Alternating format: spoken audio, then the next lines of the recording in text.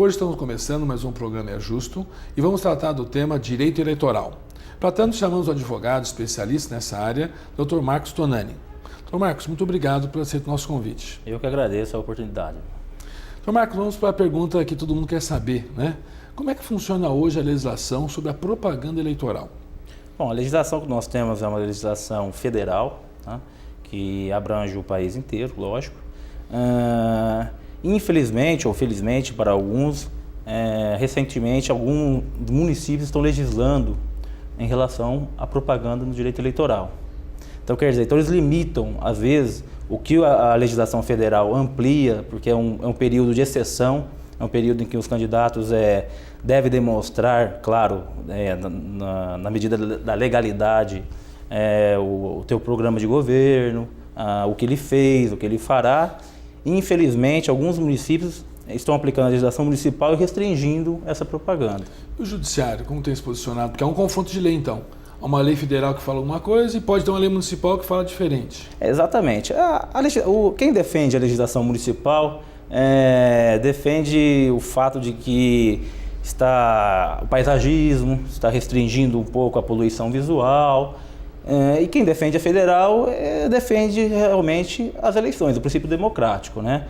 Os juízes em si, em primeiro grau, algumas cidades estão adotando a legislação municipal e outras não. Estão falando que tem que prevalecer a legislação federal. Está dependendo então de juiz para juiz. De juiz para juiz. Encontramos as duas vertentes. Temos as duas vertentes. Coisa doida, né? Difícil. É difícil. Para quem advoga nessa área é difícil. Difícil, porque o tribunal ainda não se posicionou o que deve prevalecer. Entendi. Se é a municipal ou a federal. Para mim, eu defendo a prevalência da federal. A supremacia das leis. A supremacia das leis, é um período de exceção, como eu falei, de oportunidade para demonstrar o que vai ser feito. E eu acho que isso não deve ser restringido. A gente tem visto nos programas eleitorais que alguns partidos têm um horário maior do que o outro. A que se deve isso? Essa é uma divisão que a legislação prevê. Tá? Depende da representatividade do partido na Câmara dos Deputados. Então, dependendo da coligação, se um partido tem mais coligação ou não, ele vai ter um tempo maior na televisão. Dependendo do número de deputados na Câmara, ele vai ter um tempo maior ou não na televisão e no rádio. Tá? Então, isso depende muito da representatividade do partido. Então, o que influencia o tempo da propaganda na TV e no rádio é o número de integrantes daquele partido como deputado. Isso, exatamente, o número de integrantes e também o número de coligações que faz. Porque você fazendo coligação, vão se juntar esses números de deputados, de representantes, então vai aumentar o tempo. Né? Quanto mais partidos se coligar, quer dizer que vai aumentar o tempo. Exatamente. Sendo que 1/3 do tempo, ele é dividido igualitariamente nos partidos. Então, 1/3 é o restante que é dividido, que depende da representatividade. Entendi. E como que funciona, até uma curiosidade, alguns partidos trazem como seus candidatos, né? Jogador de futebol, artista de televisão, de rádio, TV, a que se deve isso? Por que há uma procura por esse tipo de pessoas? O nosso sistema eleitoral, que já tem vários projetos de leis para ver se a gente consegue modificá-lo, porque ele tem uma série de falhas, se eu começar a falar aqui, não vamos terminar hoje. É um sistema eleitoral proporcional, porque a gente usa o coeficiente. Existe o coeficiente partidário e o coeficiente eleitoral. No coeficiente eleitoral, o voto vai para a legenda do partido, e de acordo com a legenda, com o número de votos que é recebido essa legenda ou essa coligação, é o número de cadeiras que ele vai trazer para o partido. Então você pega, você pode ver muitas vezes um candidato com representatividade muito grande, um cantor, um artista de televisão, ele tem 30, 40 mil votos e acaba trazendo com ele candidatos que teve 200, 300 votos. Isso também fere o processo democrático, acredito eu, por isso que eu também defendo a mudança de sistema eleitoral, porque não está representando o cidadão, o eleitor. E aí com 100, 200 votos ele está ocupando Isso uma é chamado coeficiente. É o coeficiente. Então, às vezes o cidadão está pensando, está votando num candidato, quando ele deposita o voto nele, ele carrega ou leva para o pleito eleitoral outras pessoas que ele nem conhece. Exatamente. Ele pode votar só na sigla, só na legenda partidária, que aí ele não vai dar um voto específico para aquele candidato, mas vai influenciar no número de cadeiras do partido ou da coligação. Ou ele pode votar no candidato e indiretamente ele está dando voto também para a legenda também. Então ele está trazendo quem ele não votou realmente. É um perigo isso então, né? É um perigo porque não expressa a vontade do eleitor, do cidadão. A verdade é essa, né? Às vezes a pessoa pode ter grande quantidade de voto, mas não conseguir ser eleita. Isso acontece muito em partidos grandes, em que há vários pré-candidatos que têm um número expressivo de votos. Às vezes com 12, 13, dependendo do município, 15 mil votos, ele não consegue nem pegar uma suplente, nem ser suplente. Os partidos políticos têm um mínimo de candidatos a inscrever? O mínimo ou o máximo? Como é que funciona? O máximo existe. O máximo, no caso de vereadores, se não tiver coligação, é 1,5 vezes o número de cadeiras. Se tiver 20 cadeiras na Câmara de Vereadores, 30. Se tiver uma coligação é o dobro, então seriam 40. Uma Câmara de Vereadores com 20 cadeiras, 40 inscritos. O mínimo não existe, tá? Então o partido pode concorrer com um candidato? Pode. Mas o máximo vai depender do número de cadeiras. Um vai ser difícil, porque ele vai ser muito prejudicado pela questão do coeficiente, né? Não vai ser muito difícil. Nenhum partido é bobo de se jogar num pleito eleitoral só um, né? E se ele não atingir o coeficiente, nem participa da divisão depois. É uma divisão um pouco complicada, a divisão dos coeficientes eleitorais. Exatamente. Só que tem um detalhe que é complicado, que a lei trouxe. Ela, na verdade, ela mudou um pouquinho o texto, que falava em sexo feminino, e agora fala o sexo de 30% a 70% de sexos diferentes. Então o partido tem que trazer realmente 70% de inscrição na hora do registro, na hora do DRAP, fazer 70% de um sexo e 30% de outro sexo. Então, se nós pensarmos de homem e mulher, se ele escrever 10 candidatos, tem que ter 7 homens e 3 mulheres. 3 mulheres. Infelizmente o pensamento nosso é esse, né? Porque ele falava em sexo sufrágio, a gente fala hoje. Mas isso ocorre realmente. Eu fiz vários registros de candidatos de partidos que infelizmente não haviam mulheres pré-candidatas para preencher esse percentual de 30%. Isso aconteceu muito. E aí você fica procurando, ou tem que diminuir um pouco do sexo masculino para poder, senão o registro seria indefinido de toda a candidatura, de todo o partido. O senhor que advoga há muitos anos nessa área, o processo ele é diferente do processo comum das ações cíveis? O procedimento da ação? O procedimento eleitoral é mais sério, né? Mesmo porque as eleições você vê 3, 4 meses, então dependendo em propaganda principalmente, os prazos são muito curtos, muito céleres. São 24 horas, 36 horas, 42 ou até 72 horas. Porque ele perde a efetividade realmente, né, João? Sai uma propaganda, eu sou candidato, eu quero impugnar aquela propaganda que foi feita, eu entrando com a minha reclamação, com a minha ação, o réu, né? O prazo para ele contestar, então não é em dias. Não, é em horas. É em horas e não se suspende, corre aos sábados, aos domingos, aos feriados. As publicações são feitas em cartórios, você não é intimado como advogado normal, você conhece, via diário oficial, você tem que ir lá e seguir a publicação.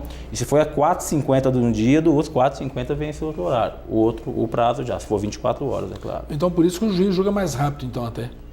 Na verdade tem uma previsão legal de que os processos eleitorais têm prevalência em relação aos outros processos comuns, né? Mesmo porque é o mesmo juiz do processo comum do eleitoral. É isso que eu ia perguntar agora. No estado de São Paulo não existe juiz especializado numa vara eleitoral? Não. São juízes da Justiça Comum, Justiça Estadual. Togados, normais. Tem sua vara civil, sua vara criminal, né? Criminal, civil, e eles são nomeados pelo TRE, de acordo com a divisão de tempo, se eu não me engano, 3 em 3 anos é dividido, tá? 2 em 2. Acumula funções, então. Acumula funções, exatamente. Só que eles dão uma prevalência, claro, em relação ao processo eleitoral. E tem que dar, mesmo porque existe até uma previsão de punição ao magistrado, se não der uma sentença em tantas horas, tal. Então isso é bem seguido por eles. E esse prazo em horas, pode terminar um prazo à meia-noite? Então tem protocolar à meia-noite a petição? Não, os cartórios, na verdade, funcionam das 10 da manhã. Na verdade, as resoluções prevêem das 10 às 19 horas. Em algumas cidades, os juízes eleitorais estão restringindo um pouquinho, começa a funcionar às 11 e acaba às 19. As publicações saem às 13 horas e às 17 horas. Então, os prazos, eles não se interrompem e não se suspendem. Então, o prazo das 5, outro dia até às 5 horas. Um prazo 7 horas da noite, no outro dia até às 7 horas da noite. Correto. Agora, se correu 9 horas da noite, aí não, começa a correr do outro dia, né? Do outro dia, das 10 horas, começa a contar às 4, ou 5 ou 12 horas de fazer a defesa. Exatamente. Normalmente, quando se impugna uma propaganda na televisão, o candidato pede o quê? O direito de resposta? tira o espaço do outro candidato? Como funciona a pena que o juiz dá? Na verdade, nós temos aí 3 tipos de propaganda, né, ou 4, daí vai depender de onde. Na televisão em si, a gente pode dividir a propaganda no horário eleitoral ou a propaganda no horário normal. Sim. Tá? Aquela que o partido compra, né? Não, na verdade, ele não compra, é gratuita. É gratuita. É gratuita. É gratuita. A TV tem, na verdade, um abatimento de imposto de renda tal dela, mas é gratuita. Inclusive, propaganda paga nesse período na televisão é proibida, não pode, né? Então, é uma propaganda gratuita. No horário eleitoral, ou nas inserções, nós temos inserções diárias também. Essas que aparecem de 15 a 30 segundos. Sim. A televisão tem que reservar 30 minutos, a emissora 30 minutos diários para essas inserções para cada partido. Isso para todos os partidos? Para todos os partidos. E isso também vai variar de acordo com o tempo que eles têm. Tá. Então tem partido que tem 200 inserções por dia, tem partido que tem 100, 50. Poxa, é um cálculo difícil para ser feito. É difícil. É um programa que a Justiça Eleitoral tem, que ela já faz já, né? E aproveitando o ensejo, essas inserções ela é dividida em blocos da 8 a meio-dia, da meio-dia às 16, 16 a 20, das 20 às 24 horas. Então tem as inserções divididas para pegar todos os tipos de públicos. Aí faz uma rotatividade dessas inserções, todos são atendidos. Agora, voltando à tua pergunta em relação às impugnações... O que a pena que o juiz faz, o juiz dá.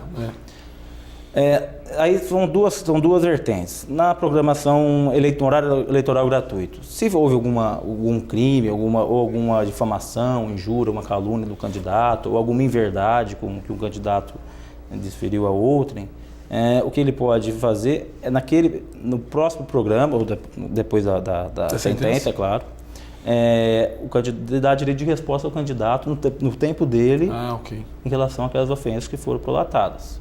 Tá? Agora, ele também pode, se começar a outra vertente, se começar a trucagem, montagens que venham a ferir a imagem do candidato. Se ocorrer isso também, o juiz eleitoral pode determinar que o próximo programa dele fique fora do ar. Tá? É uma questão tem até umas decisões do TRE que essas duas penas não podem ser acumuladas. Então eu não posso requerer o direito de resposta no horário do meu ofensor e também exigir que do outro programa ele fique fora do ar também, que ele não, por exemplo, não fique no programa eleitoral gratuito dele. A gente via antigamente os famosos showmícios, né? De bons anos para cá a gente não tem visto. O que aconteceu? A lei proíbe? O showmício foi proibido, como o uso de outdoors, uma série de restrições, a utilização de brindes também, qual é a vantagem que você possa dar ao eleitor, camisetas, chaveiros, régua, tinha muito, né? Caneta. E isso está proibido, a distribuição é proibida, pode caracterizar propaganda vedada, captação de sufrágio, abuso de poder econômico, são infrações bem graves. Os panfletos também? Não, panfletos é permitido. Panfleto é uma questão também que o panfleto federal permite e algumas legislações dos municípios vêm restringindo isso. A panfletagem em farol. Eu acredito que é uma limitação muito grande, porque você vai limitando, tudo bem, outdoor visa coibir o abuso econômico, realmente. O candidato mais rico podia comprar vários outdoors. Custa caro, o partido menor não consegue comprar o espaço. Showmício é a mesma coisa também, contratam os cantores que vinham, né? De renome, também não tem jeito. Agora, dava a impressão que o pessoal que estava lá estava pelo político, na verdade estava pelo show, né? Aí mostrava na televisão aquele... Aliás, nem o candidato o cantor, ele pode no comício dele fazer o show, né? Isso é interessante também. Ele pode fazer o comício dele, mas não pode usar da imagem dele como cantor. E no show dele? Ele pode fazer show, mas não pode também fazer referência à candidatura dele. A gente vê também muitos funcionários públicos, né? Eles têm que se afastar do seu cargo para poder concorrer. Tem. Isso aí chama desincompatibilização. Tem uma série de prazos, tem 3 meses, 6 meses. A gente vê muito delegado de polícia, né? Delegado de polícia, se candidatando, né? Funcionário do fórum também. Exatamente, a desincompatibilização. Então, nesse período, 3 ou 6 meses, vai depender do caso, ele tem que se afastar da sua função para poder... E continua recebendo um salário? Em relação ao... Aí vai depender. Depende da função. O delegado, na verdade, eu não me lembro. Mas parece que não. Eu não sei. Depende da função dele. Mas tem que se afastar do cargo público que exerce para poder se candidatar. Tem que se afastar. Porque às vezes pode usar do cargo. Exatamente. A intenção é essa, né? Você não usar. Tem as condutas vedadas também, a quem vai se reeleger também. É a mesma coisa. Eu imagino que a advocacia, então, no caso do senhor, né? Tem que saber do município para poder advogar. A legislação federal tem esse problema, né? Tem a legislação eleitoral, tem a legislação federal, tem o Código Eleitoral. Então, além de saber toda a legislação federal, eu tenho que saber na minha cidade ou na cidade que o senhor for contratado para defender tal político. Exatamente, lei Cidade Limpa, lei não sei o que, você tem que estudar essas leis. E a também, advocacia é próspera nessa área? O pessoal acha que direito eleitoral, os leigos, né? Acham que direito eleitoral é só no período de eleições, mas não é.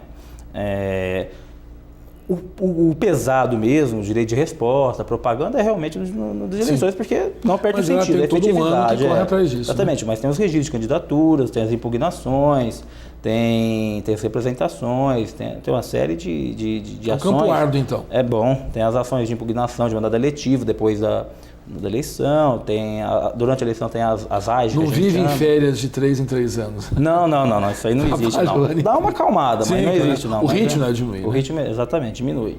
Mas é um campo bem próspero, acredito eu que pouca gente faça com o exercício, mas é interessante, é bem interessante. Que bom. Nosso tempo já acabou, doutor Tânia. Voa aqui. Infelizmente. Quando o assunto é gostoso, tá vendo? Já começamos a embalar. Né? Convidar o senhor para agradecer o convite e convidá-lo para a nossa oportunidade. Trabalhando de outro assunto específico na nossa legislação. Estou esperando o convite. Tá bom. E a você, telespectador, muito obrigado pela sua presença. Participe do nosso programa mandando sua sugestão de tema para o endereço que aparece logo embaixo no seu vídeo. Muito obrigado.